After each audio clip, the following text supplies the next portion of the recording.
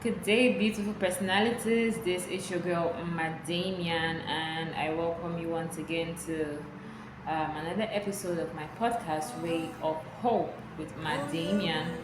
And today I want to be talking about what nobody told you about the waiting season. What nobody told you about the waiting season. I know that it's easy for people to talk about the waiting season when they're out of it and then they're experiencing um, what they've been waiting for. It's easier to say it, but most times when you're in that waiting season, it's there are certain things that are really difficult to bring out. There are certain things that are really difficult to say. Okay, and this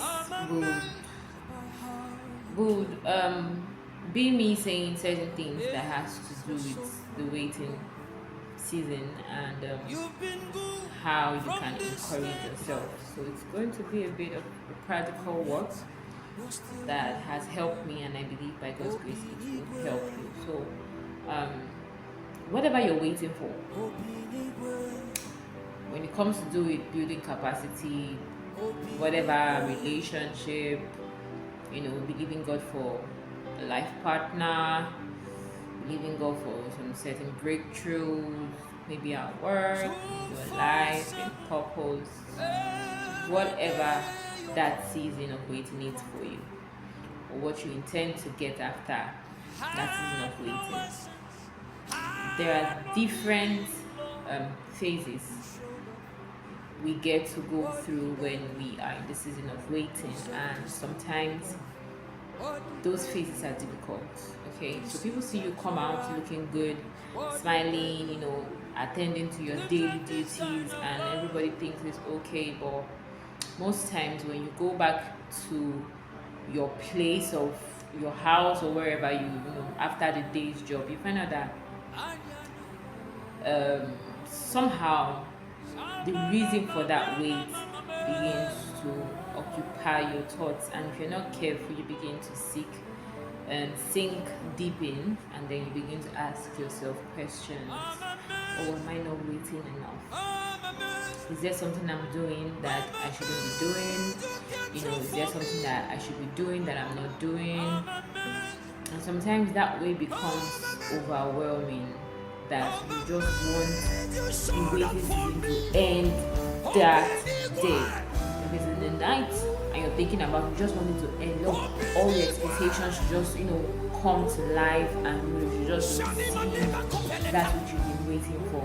And then that hunger is intense at that a point where you're thinking about everything, and you just want it. And sometimes you might just want to cry and ask yourself questions. What am I doing? Do I have to wait for years?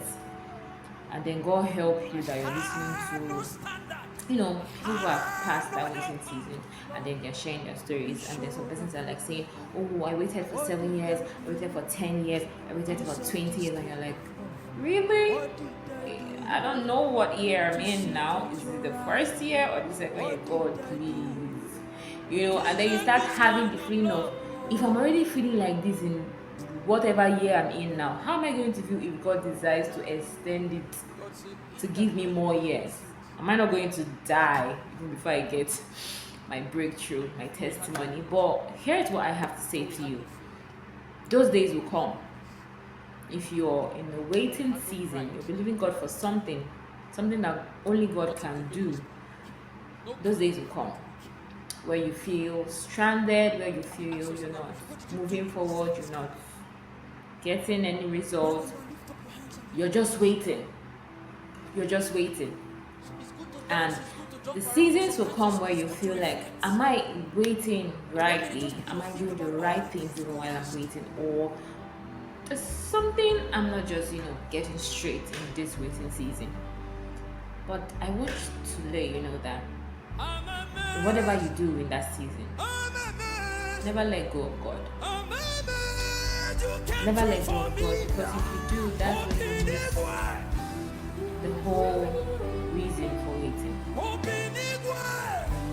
Not like after waiting you let go of God, but waiting helps you to that relationship that you did not build since.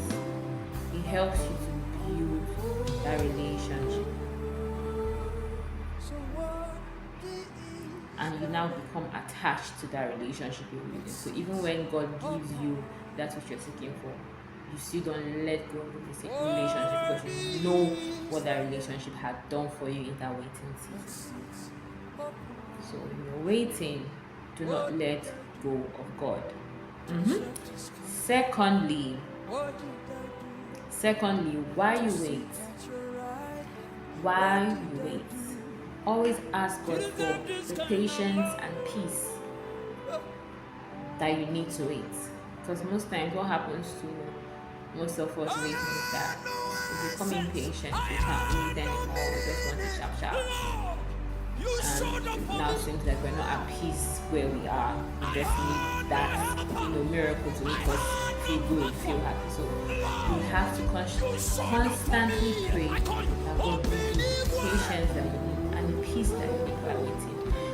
I bet you if you have those two things in your waiting season, it will help you to relate well and it will help you to wait better. So when you're patient, you know that it's going to happen. And when you're at peace, you're not going to be restless and wondering when. So whenever it happens, good. If it doesn't happen when you think it should happen, good, you're still at peace. So those are the two things I want to let you know. What maybe you've not heard before, I don't know if you've heard before. This is coming from personal experience and it's been working for me. So don't hesitate to go to God. Even when you feel in the lowest of time, when you're waiting, do not hesitate to go back to God and say, God, this is how I feel, how far, when is it happening? And even in that how far you're crying and you're still saying, God help me, still ask that you be patient and you be at peace, no matter how long it's going to take. So don't give him a date, don't give him a timing.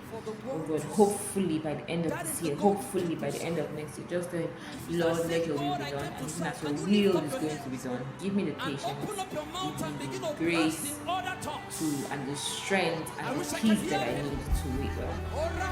And now you're waiting so you get to learn. Let God open you up to what you need to learn to be better for the next season. So this is your girl Macdamian, and of course you know I'll be signing up to have a great day ahead. Take care.